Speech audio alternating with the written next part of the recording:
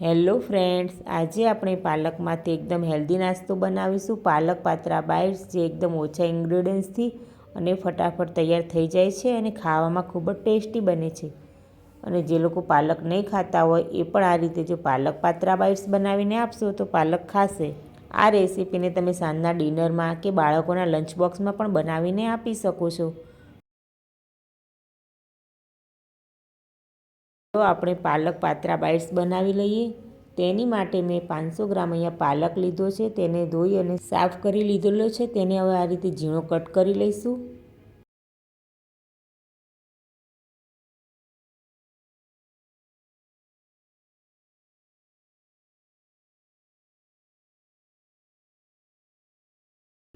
આ રીતે બધા પાલકને ઝીણો કટ કરી લઈશું. પાલક બધો એકદમ કટ સરસ થઈ ગયો છે.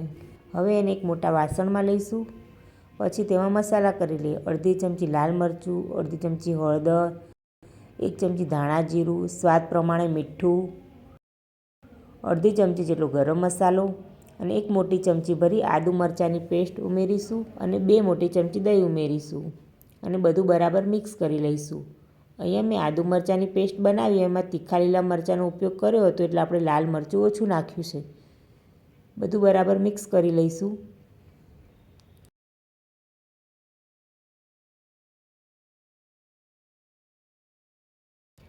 પછી તેમાં 2 વાટકી જેટલો ચણાનો લોટ ઉમેરી દઈશું અને બરાબર મિક્સ કરીશું. પછી જરૂર લાગશે તો વધારે લોટ ઉમેરીશું. પાલકમાંથી પાણી છૂટે છે એટલે આમાં બીજું વધારાનું પાણી નાખવાની જરૂર પડતી નથી. સરસ લોટ જેવું બંધાઈ જાય છે.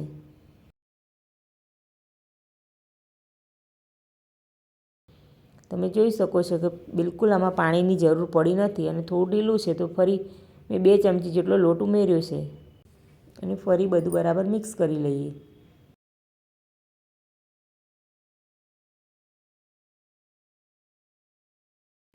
2 થી 3 મિનિટ રહેવા દઈશું. 2 થી 3 મિનિટ રહેવા દઈ. પાલકમાંથી હજી થોડું પાણી છૂટ્યું છે, તો એમાં જરૂર લાગે તો ફરી બેસન કે રવો ઉમેરી શકો છો. હું અહીંયા 3 ચમચી જેટલો રવો ઉમેરું છું અને ચપટી ખાવાનો સોડા અને ફરી બધું બરાબર મિક્સ કરી લઈશું. રવો જે પાલકમાંથી પાણી છૂટ્યું છે એ બધું એબ્ઝોર્બ કરી લેશે અને બધું મિક્સ કરીએ ત્યાં સુધી સ્ટીમર પણ ગરમ થવા મૂકી દેવું.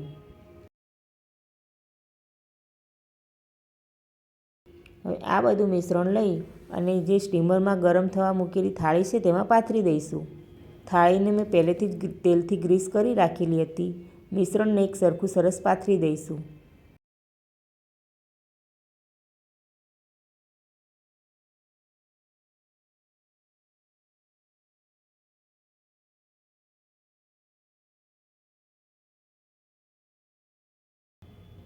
અને ઢાંકીને હવે સ્ટીમ થવા દઈએ.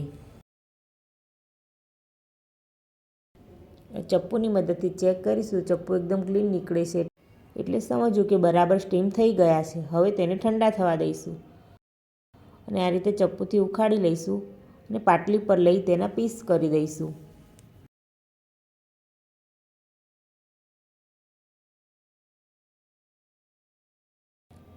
આ રીતે સરસ નાના નાના ચોરસ પીસ કરી લઈશું.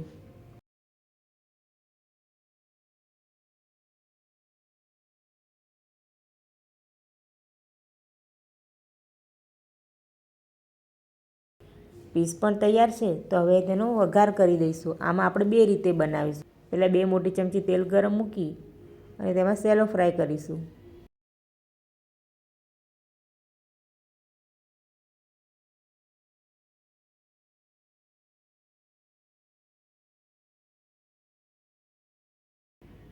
એક સાઈડ ગોલ્ડન બ્રાઉન થઈ જાય પછી આ રીતે પલટાવી દઈશું.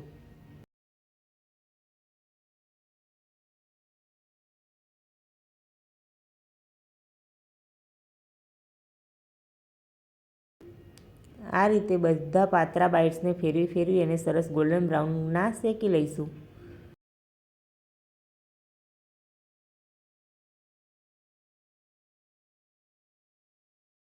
સેલો ફ્રાય થઈને પાત્રા બાઇટ્સ તૈયાર છે. હવે તેને ડીશમાં કાઢી લઈશું. આ રીતે સેલો ફ્રાય કરેલા પણ સરસ ક્રિસ્પી અને ટેસ્ટી લાગે છે. અને એક બીજી રીત પણ હું તમને બતાવીશ. ફરી 2 ચમચી તેલ ગરમ મૂકીશું. તેમાં અડધી ચમચી રાઈ, 1/4 ચમચી જેટલી હિંગ, અડધી ચમચી વરિયાળી, અડધી ચમચી તલ નાખી બધું બરાબર મિક્સ કરી લઈશું. પછી તેમાં મેં આંબલી પલાળીને રાખી હતી તેનું પાણી બનાવ્યું છે તે ઉમેરી દઈશું અને 1 નાની વાટકી ગોળ ઉમેરીશું. તેને મિક્સ કરી લઈશું.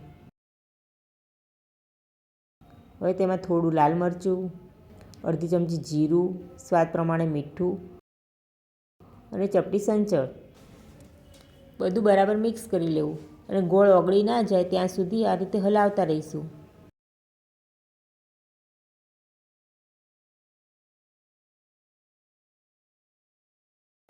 ગોળ ઓગળી અને સરસ આ રીતે એકરસ થઈ જાય પછી તેમાં આપણે પાતરા બાઇટ્સ બનાવેલા છે તે ઉમેરી દઈશું.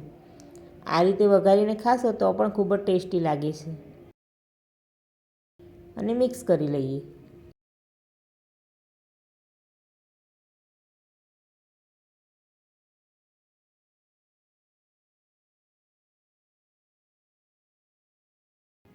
આ રીતે ખાટા મીઠા અને ચટપટો ટેસ્ટ પણ પાતરા બાઇટ્સમાં સરસ લાગે છે.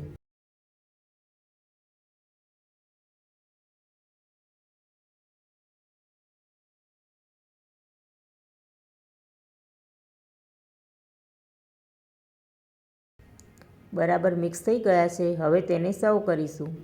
તો તૈયાર છે આપણા હેલ્ધી પાતરા બાઇટ્સ કે જેને તમે સેલો ફ્રાય કરીને કે આ રીતે આંબલીના ખાટા મીઠા પાણીમાં વઘાર કરીને પણ ખાઈ શકો છો. એકવાર બનાવી અને જરૂરથી ટ્રાય કરજો. ખાવામાં ખૂબ જ ટેસ્ટી લાગે છે અને હેલ્ધી છે અને ફટાફટ બની પણ જાય છે. અને આ હેલ્ધી પાતરા બાઇટ્સ તમને કેવા લાગ્યા એ કોમેન્ટ કરી જરૂર જણાવજો. અમારી ચેનલને લાઇક અને સબસ્ક્રાઈબ કરજો અને બેલ આઇકન દબાવવાનું ભૂલતા નહીં. ખાવામાં એકદમ સોફ્ટ, ક્રન્ચી અને ટેસ્ટી છે.